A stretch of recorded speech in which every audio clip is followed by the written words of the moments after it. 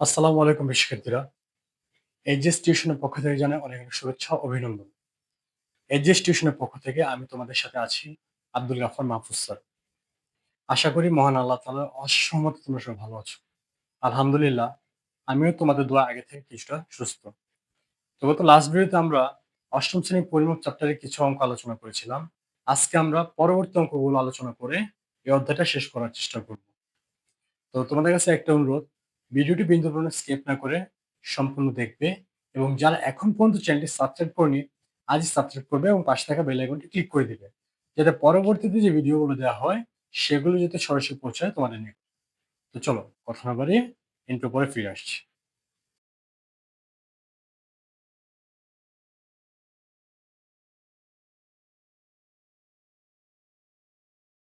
প্রিয় শিক্ষার্থীরা, আজকে আমরা তোমাদের অষ্টম শ্রেণীর গণিতের অনুশীলনী ৩ অর্থাৎ পরিমাপ চ্যাপ্টারের ডাটা অঙ্ক ২৫ থেকে আজকে আমরা আলোচনা শুরু করব। তো ২৫ নম্বর অঙ্কটি আমাদের বলা হয়েছে, একটি ঘরের মেঝে ২৬ মিটার লম্বা ও ২০ মিটার চওড়া, ৪ মিটার লম্বা ও ২.৫ মিটার চওড়া কয়টি মাদুর দিয়ে মেঝেটি সম্পূর্ণ ঢাকা যাবে? প্রতিটি মাদুরের দাম ২০০ টাকা হলে মোট কত খরচ হবে? এখানে প্রশ্ন দুইটা চাইছে। আর হচ্ছে ঘরের ক্ষেত্রফল অনুযায়ী কয়টি মাদুর লাগবে, আর প্রত্যেকটা মাদুর যদি ২০০ টাকা করে হয় তাহলে টোটাল কত টাকা খরচ আসবে সেটা আমাদের যাচাই করতে হবে, বের করতে হবে। তো চলো আমরা অঙ্কটি করি। তাহলে এটা হচ্ছে আমাদের কত, ২৫ নাম্বার দেওয়া আছে।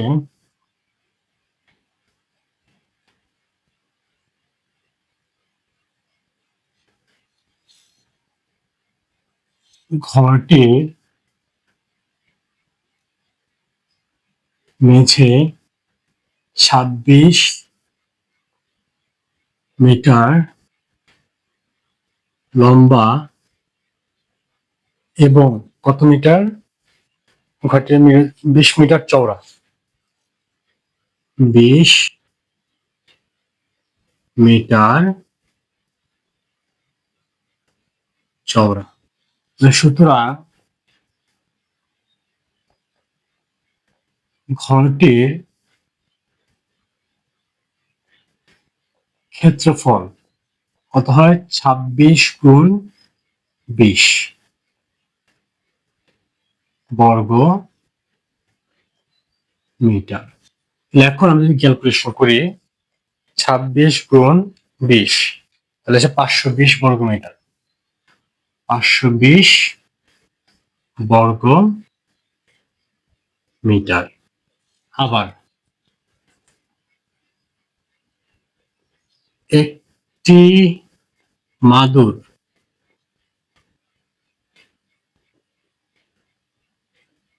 ৪ মিটার লম্বা ও কত মিটার চওড়া, আমাদের ২.৫ মিটার চওড়া, ২.৫ মিটার চওড়া। সুতরাং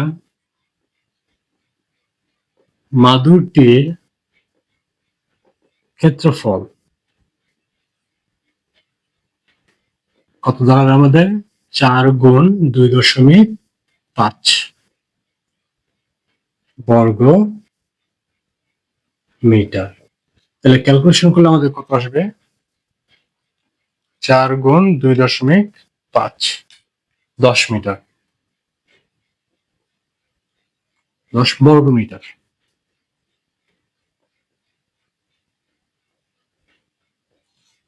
তাহলে মোট মাদুর লাগবে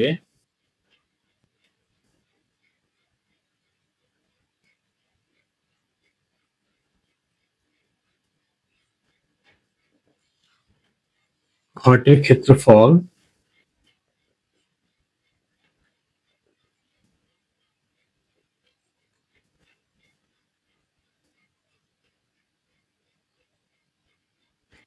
ভাগ একটি মাদুরের ক্ষেত্রফল। তাহলে ঘরটির ক্ষেত্রফল ছিল আমাদের ৫২০ আর মাদুরের ক্ষেত্রফল বেড়েছে আমাদের ১০, তাহলে হচ্ছে ৫২টি। 520 কে যদি 10 দিয়ে ভাগ দেই তাহলে আমাদের আসে 52টি। তাহলে একটি মাদুরের দাম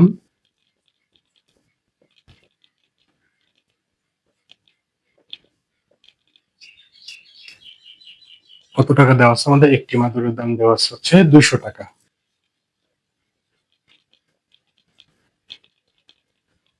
সুতরাং 52টি মাদুরের দাম 200 গুণ 52 টাকা। তাহলে ক্যালকুলেশন করলে আমাদের কত হয়? 200 গুণ 52, 10,400 টাকা।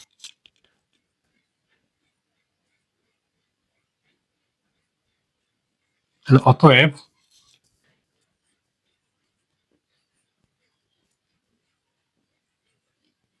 মাদুর লাগবে 52টি এবং মোট খরচ হবে 10,400 টাকা। এটা হচ্ছে আমাদের উত্তর। আশা করি তোমরা অঙ্কটি বুঝতে পেরেছো। তোমাদের বোঝার সুবিধার্থে আমি অঙ্কটা আরেকবার আলোচনা করছি।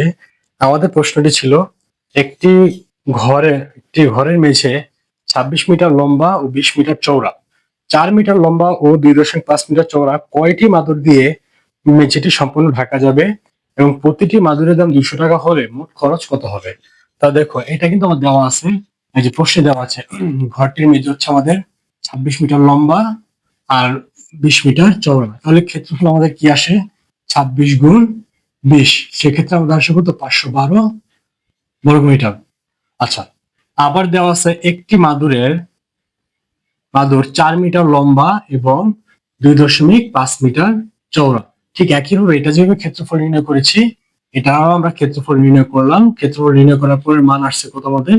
10 বর্গমিটার। তাহলে মোট মাদুর লাগবে, মানে কয়টি মাদুর লাগবে? তাহলে মোট মাদুর লাগতে গেলে আমাদের ঘরের ক্ষেত্রফলটি বা ঘরের মেঝের ক্ষেত্রফলটিকে একটি মাদুরের ক্ষেত্রফল দিয়ে আমাদের ভাগ করতে হবে। তো সেক্ষেত্রে আমি কি করেছি, এই যে ঘরের ক্ষেত্রফল আর হচ্ছে একটি মাদুরের ক্ষেত্রফল, এটাকে কাটাকাটি করলে বা ক্যালকুলেশন করলে আমাদের আসে 52টি। তাহলে কতটি মাদুর লাগতেছে আমাদের? 52টি মাদুর লাগবে। এটা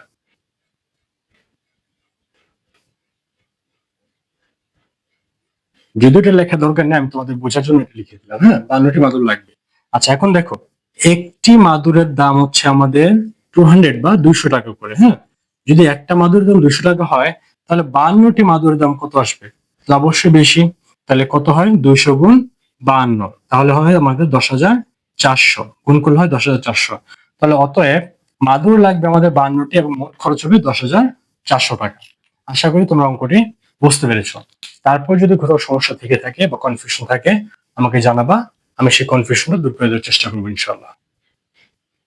সুপ্রিয় শিক্ষার্থীরা, আমাদের পরবর্তী অঙ্কটি হচ্ছে 26 নম্বরটি। সেটি হচ্ছে কি, একটি বইয়ের দৈর্ঘ্য 25 সেন্টিমিটার, প্রস্থ 18 সেন্টিমিটার, বইটির পৃষ্ঠা সংখ্যা 200 এবং প্রতিটি পাতা কাগজের পুরুত্ব হচ্ছে 0.1 মিলিমিটার হলে কাগজে বা বইটির আয়তন নির্ণয় করো। আমি আবার বলছি প্রশ্নটি, একটি বইয়ের দৈর্ঘ্য 25 সেন্টিমিটার, প্রস্থ হচ্ছে আমাদের 18 সেন্টিমিটার এবং প্রতিটি পাতার পুরুত্ব, হ্যাঁ, থিকনেস হচ্ছে 0.1 মিলিমিটার করে, প্রতিটি পাতার পুরুত্ব, পৃষ্ঠা সংখ্যা হচ্ছে 200। যদি এরকমটা হয়ে থাকে তাহলে আয়তন কত সেটা বের করতে হবে।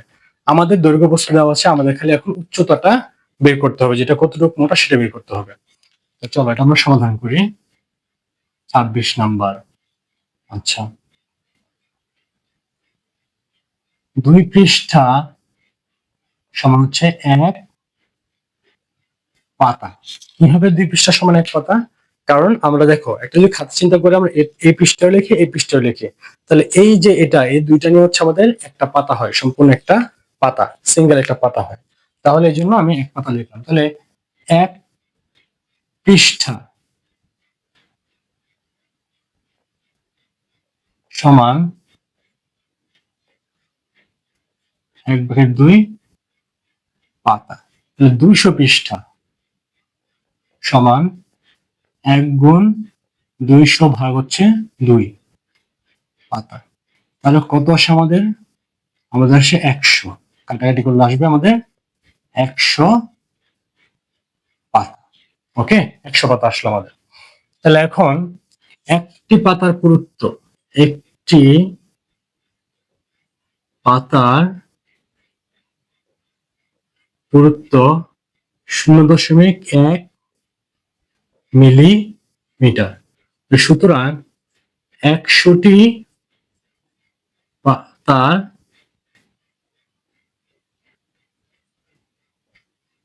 পুরুত্ব হচ্ছে আমাদের বেশি। 100 গুণ 0.1 মিলিমিটার। সেক্ষেত্রে আমাদের কত আসে? আমরা একটু ক্যালকুলেশন করি। 100 গুণ 0.1 তাহলে হচ্ছে 10 মিলিমিটার। 10 মিলিমিটার, এটা হচ্ছে আমাদের মানটা। আচ্ছা, 10 মিলিমিটার পুরুত্ব বেরোল, অর্থাৎ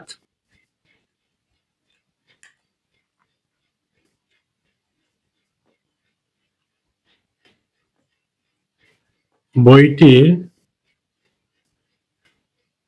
উচ্চতা হচ্ছে আমাদের 10 মিলিমিটার। 10 মিলিমিটার বইটির উচ্চতা, বা আমরা যদি এখন সেন্টিমিটারে কনভার্ট করি সেক্ষেত্রে আমাদের আসবে কত? 1 সেন্টিমিটার। সাইড নোট লিখতে পারি, যেহেতু 10 মিলিমিটার সমান হচ্ছে 1 সেন্টিমিটার। ওকে, তাহলে বইটির দৈর্ঘ্য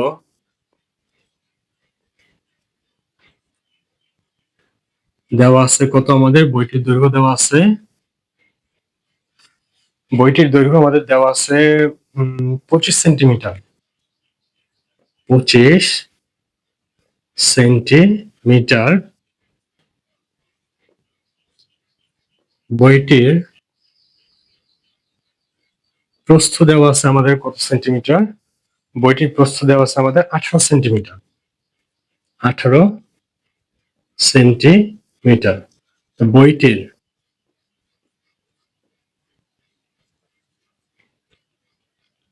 উচ্চতা দেওয়া আছে আমাদের কত? 1 সেন্টিমিটার। তাহলে সুতরাং বইটির আয়তন কত দাঁড়ায় আমাদের? 25 গুণ 18 গুণ 1 ঘন সেন্টিমিটার। তাহলে এখন আমি যদি গুণ করি 25 গুণ 18 গুণ 1, তাহলে আসছে আমার 450। 450 ঘন সেন্টিমিটার। 450 ঘন সেন্টিমিটার। অতএব বইটির আয়তন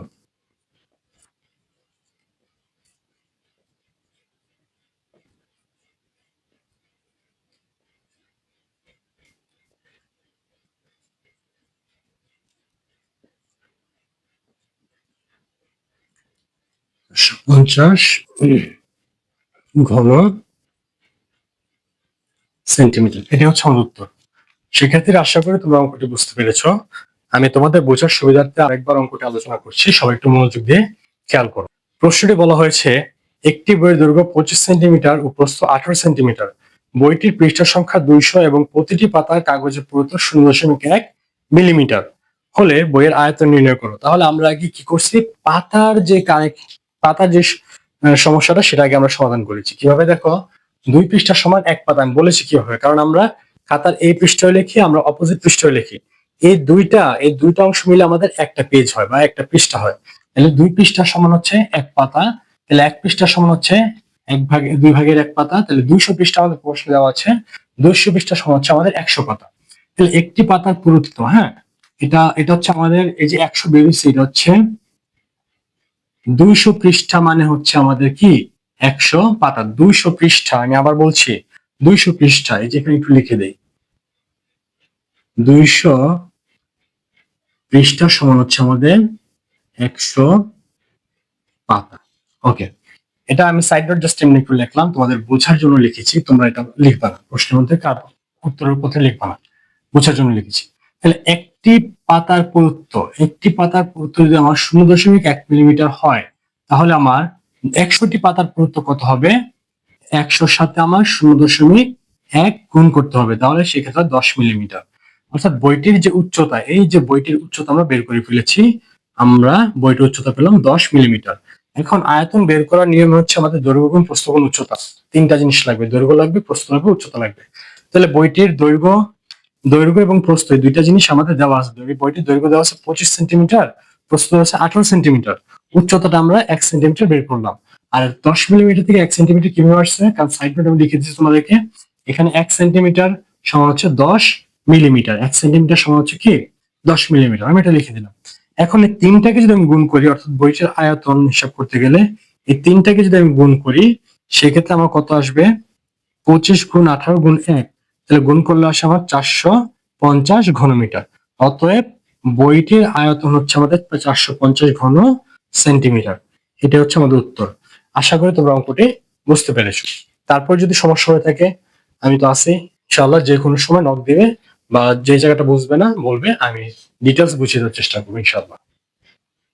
সুপ্রিয় শিক্ষার্থীরা, আমাদের পরবর্তী অঙ্কটি হচ্ছে 27 নাম্বার। একটি পুকুরের দৈর্ঘ্য 32 মিটার, প্রস্থ 20 মিটার এবং পুকুরের পানির গভীরতা 3 মিটার।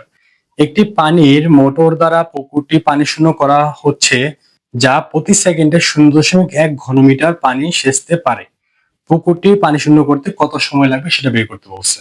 তো চলো আগে আমরা এটা সমাধান করে ফেলি। এটা হচ্ছে আমাদের 27 নাম্বার। দেওয়া আছে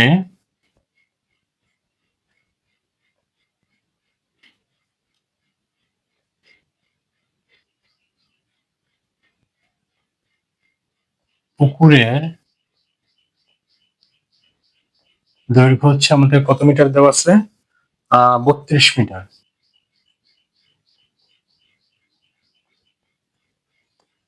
প্রস্থ দেওয়া আছে কত মিটার? আমাদের প্রস্থ দেওয়া আছে হচ্ছে আমাদের 20 মিটার।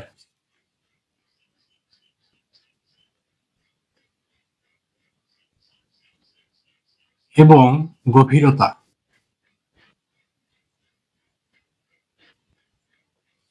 দেওয়া আছে আমাদের কত? 3 মিটার।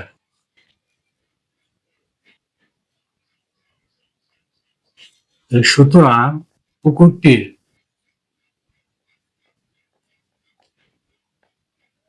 আয়তন 32 গুণ 20 গুণ 3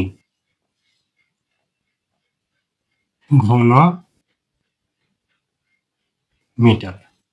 তাহলে তিনটাকে তুমি গুণ করে 32 গুণ 20 গুণ 3, সেক্ষেত্রে 1920 বা 1920 ঘন মিটার।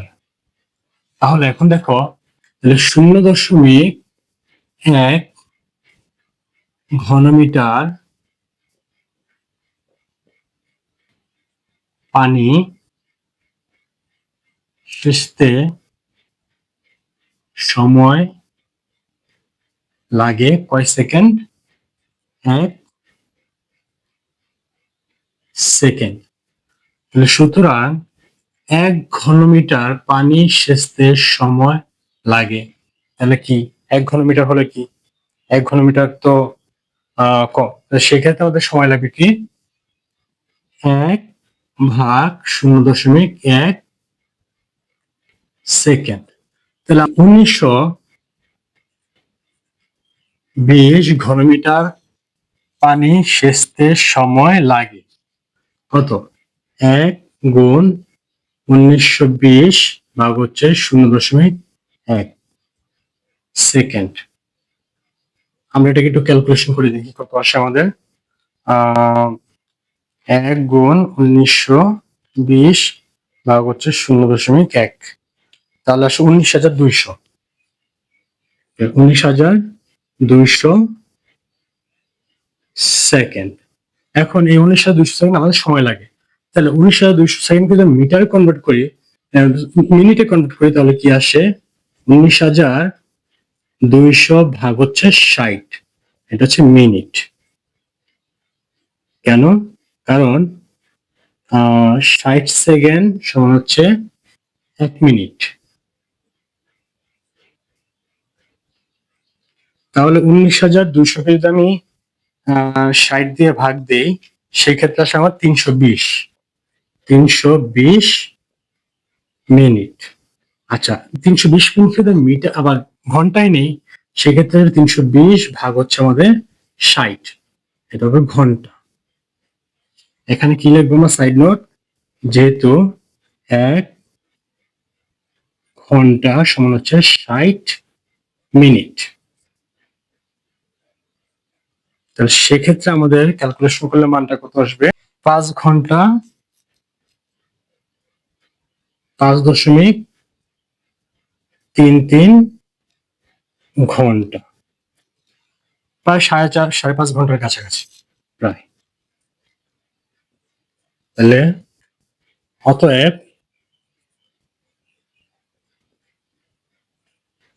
সময় লাগবে 5.33 ঘন্টা প্রায়। এটা হচ্ছে আমাদের উত্তর। শিক্ষার্থীরা, আশা করি তোমরা অঙ্কটি বুঝতে পেরেছো। আমি তোমাদের বোঝার সুবিধার্থে অঙ্কটি আরো একবার আলোচনা করছি। সেটি হচ্ছে, প্রশ্নটি হচ্ছে আমাদের, একটি পুকুরের দৈর্ঘ্য 32 মিটার, প্রস্থ 20 মিটার এবং পুকুরের পানির গভীরতা হচ্ছে 3 মিটার। হ্যাঁ, একটি পানির মোটর দ্বারা পুকুরটি পানি শূন্য করা হচ্ছে, যা প্রতি সেকেন্ডে 0.1 ঘনমিটার পানি সেচতে পারে। তাহলে মোট পুকুরটি পানি শূন্য করতে কত সময় লাগবে? তা দেখো, এই যে এই লাইনটা যে লিখছি, এটা কিন্তু আমাদের প্রশ্নে দেওয়া আছে। পুকুরের দৈর্ঘ্য 20 মিটার, 32 মিটার, পুকুরের প্রস্থ 20 মিটার, পুকুরের গভীরতা হচ্ছে আমাদের 3 মিটার। সম্পূর্ণ লাইনটা আমাদের দেওয়া আছে। আমরা এক লাইনে যাকে সত্য করে আমরা এক লাইনে লিখে দিয়েছি। এক লাইন লিখলে কোনো সমস্যা নেই, তুমি লিখতে পারবা। তাহলে পুকুরের আয়তনের সূত্র কি? দৈর্ঘ্য গুণ প্রস্থ গুণ উচ্চতা। ওকে, তাহলে তিনটাকে গুণ দিয়ে আমি পাইলাম কত? 1920 ঘনমিটার। 1920 কি ঘনমিটার। তাহলে এই যে প্রশ্নে বলছে, মানে 1 সেকেন্ড সময় লাগে কত ঘনমিটার পানি সেচতে? 0.1। যেহেতু আমাকে মিনিট বের করতে বলছে বা সময় বের করতে বলছে এখানে, সেক্ষেত্রে আমি লিখছি কি 0.1 ঘনমিটার। এই যে 0.1 ঘনমিটার পানি সেচতে সময় লাগে কত সেকেন্ড? 1 সেকেন্ড। ওকে, 1 সেকেন্ড সময় লাগে। তাহলে 1 ঘনমিটার পানি সেচতে সময় লাগবে কম। কম হলে কি হবে? ভাগ। তাহলে ভাগ দিলাম। আর হচ্ছে এই যে 1920 ঘনমিটার পানি সেচতে সময় লাগবে কত? 1 গুণ 1920 ভাগ 0.1। এটা যদি আমি ক্যালকুলেশন করি, মানে আমি এটাকে একটু সাইডে করে দিই, দেখো কিভাবে করেছিলাম এটা। 1 গুণ 1920 ভাগ হচ্ছে 0.1, এরকম ছিল। তাহলে 1 গুণ 1920 গুণ 10, নিচে হচ্ছে 1। কেন? কারণ দশমিকের জন্য আমার উপরে 10 আছে। 1 1 কাটা যায়, 1920 কে 10 দিয়ে গুণ দিলে হবে 19,200। 19,200, এই যে 19,200 সেকেন্ড। আশা করি ক্যালকুলেশনটা বুঝতে পেরেছি। এই ক্যালকুলেশনটাই আমি এখানে করেছিলাম, ক্যালকুলেটরে করেছিলাম, আমি তোমাদেরকে ভেঙে দেখালাম। তাহলে 19,200 সেকেন্ড আমার সময় লাগবে। তাহলে সেকেন্ড থেকে মিনিটে কনভার্ট করেছি। তাহলে 19,200 কে যদি আমি 60 দিয়ে ভাগ দিই, সেক্ষেত্রে আমার আসে 320 মিনিট। অর্থাৎ, কারণ 60 সেকেন্ড, 60 সেকেন্ড সমান হচ্ছে 1 মিনিট। তাহলে 320 মিনিট। এখন 320 মিনিটকে আমি ঘন্টায় কনভার্ট করেছি। ঘন্টা কি? ঘন্টা হচ্ছে 320 ভাগ 60। কারণ আমরা জানি 1 ঘন্টা সমান 60 মিনিট। তো সেক্ষেত্রে ক্যালকুলেশন করলে আমাদের মান আসে 5 ঘন্টা 33 মিনিট প্রায়। অতএব পুকুরটি পানি শূন্য করতে মোট সময় লাগবে কত? পানি শূন্য করতে সময় লাগবে হচ্ছে 5 ঘন্টা 33 মিনিট প্রায়। কারণ ভগ্নাংশ আকারে আছে, প্রায় সময় 33 মিনিটের একটু বেশিও লাগতে পারে। হ্যাঁ, আশা করি তোমরা অঙ্কটি বুঝতে পেরেছো। তারপরে যদি তোমাদের কোনো সমস্যা থেকে থাকে বা কনফিউশন থেকে থাকে, তাহলে অবশ্যই আমাকে জানাবা, আমাকে নক দিবা। আমি তোমাদেরকে যতটুকু সম্ভব আমি তোমাদেরকে সাপোর্ট দেওয়ার চেষ্টা করবো ইনশাআল্লাহ। সুপ্রিয় শিক্ষার্থীরা, আজ আর নয়, আমাদের তৃতীয় অধ্যায়ের যে ডাটা অঙ্কগুলো আছে সবগুলো সমাধান হয়ে গেছে। আর সৃজনশীল গুলো তোমরা বাসায় করে চেষ্টা করবা। আর সৃজনশীল গুলো আমি পিডিএফ ফাইল আপলোড করে দেবো ইনশাআল্লাহ।